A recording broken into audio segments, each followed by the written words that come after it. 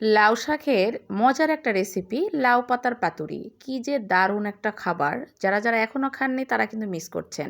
আর আমার বাগানের লাউ গাছ শেষ হয়ে যাচ্ছে, লাউ পাতা তো পরে আর পাবো না, এই জন্য লাউ শাকের পাতুরিটা বানিয়ে ফেললাম। আসসালামু আলাইকুম, সবাই কেমন আছেন? মৌসুমিস কুকিং ডেইরি পেজ থেকে সবাইকে স্বাগতম। চলে আসছি নতুন আরেকটি ভিডিও নিয়ে। এই তো সকালে বাগানে চলে এসেছি। সকালে মানে তো 10টার মধ্যে আমি আজকে বাগানে গিয়েছি, তো অনেক রোদ উঠে গেছে। আর এই তো এদিকে ফাইমাপাকে নিয়ে এসেছি। ফাইমাপে এসে আগে বেগুন উঠাচ্ছে, তারপর একটা গাছে টমেটো ছিল, তো 3টা টমেটো ছিল, একটা পচে গেছে, তারপরে এই 2-3টা উঠায় নিলাম। শীতের সময় তো বাগানে অনেক সবজি ছিল, আর এখন গাছগুলো কেমন একটা হয়ে গেছে, আর অনেক সবজি নষ্ট হয়ে গেছে। আর এইদিকে যে লাউ গাছের অবস্থাটাও দেখতে পাচ্ছেন। আর এখানকার একটা আপু লাউ পাতা নেবে, তো আমি বললাম ভিতরে এসে কেটে নেন।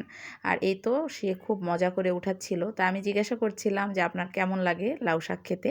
করছে ভালো লাগবে না, অনেক তো ভালো, লাউ শাক শরীরের জন্য খুবই ভালো। এই জন্য সে বলছে এবং আমি ভিডিও নিচ্ছি আর হাসতেছিল। আসলে সে খুব খুশি, তার অনেক পছন্দের শাক দেখেই মনে হচ্ছে সে অনেক খুশি হয়ে উঠাচ্ছিল। এই তো বাগানের লাউ গাছের এই অবস্থা। আমি এখানে অল্প করে ভিডিও নিয়ে এখন বাসায় চলে যাব, কারণ বাসায় যেয়ে আবার দুপুরে রান্নাবান্না আছে। এই জন্য একটু তাড়াহুড়াই করছিলাম, অল্প করে একটু ভিডিও নিয়ে নিলাম আর বাগানটা আস্তে আস্তে পরিষ্কার করে নিব। এই তো বাসায় এসে আপনাদের ভাইয়া পাট শাক নিয়ে এসেছিলো, সেই পাট শাকটা ভাজি করবো, এই জন্য আমি বাগান থেকে বেশি শাক নিয়ে নিই। আমি অল্প করে লাউ পাতা নিয়ে এসেছি, আমার ছেলে লাউ পাতার পাতুরি পছন্দ করে, এই জন্য বানাবো। আর এইদিকে আমি পাট শাকটা ভাজি আগে উঠাই দিলাম। আর এই পাট শাক খেতে তো আমার ভীষণ ভালো লাগে, আমার খুব পছন্দের একটা শাক। আমি এইদিকে পাট শাকটা ভাজি আগে উঠাই দিলাম। এখানে আমি পেঁয়াজ, রসুন, কাঁচা মরিচ, তারপরে শুকনা মরিচ সবগুলো দিয়ে ভেজে এখানে লবণ দিয়ে দিয়ে দিলাম। পাশাপাশি এইদিকে আমি তাড়াহুড়া করে এই তরকারিটা আগেই বসাই দিয়েছি, আমি এটা ভিডিও নিয়ে নিই। আমি যে বেগুন বাগান থেকে নিয়ে আসলাম, সে বেগুন ডাঁটা দিয়ে এখানে পাঙ্গাস মাছ দিয়ে আলু দিয়ে একটা চচ্চড়ি করেছি। আর এই তরকারি তো অনেক মজার ছিল, এই জন্য আমি আজকে ডাল রান্না করিনি। আর এই তো আমি এখানে পাতুরিটারই শুধু ভিডিও নিয়েছি আর পাট শাক ভাজির। আর ওই রান্নাটা আগেই করে ফেলেছি। আর পাতুরির জন্য আমি এখানে সরিষা এবং কাঁচামরিচ, পেঁয়াজ বেটে রেখেছিলাম।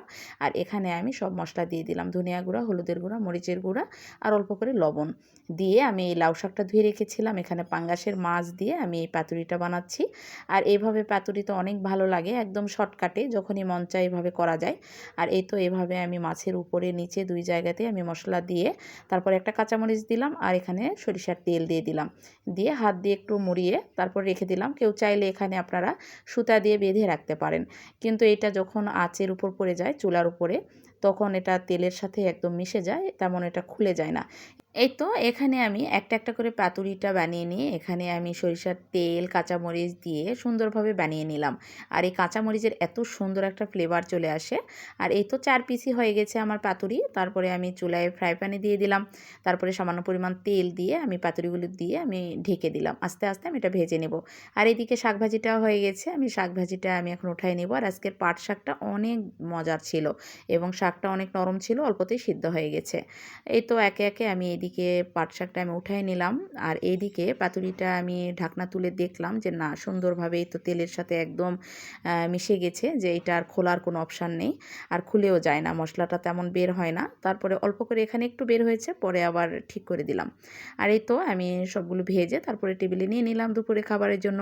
তো কেমন লাগলো আজকে আমার শর্টকাট রান্নাটা অবশ্যই জানাবেন। সবাই ভালো থাকবেন, সুস্থ থাকবেন, সামনের দিন আবার চলে আসবো নতুন কোনো আয়োজন নিয়ে। আল্লাহ হাফেজ, আসসালামু আলাইকুম।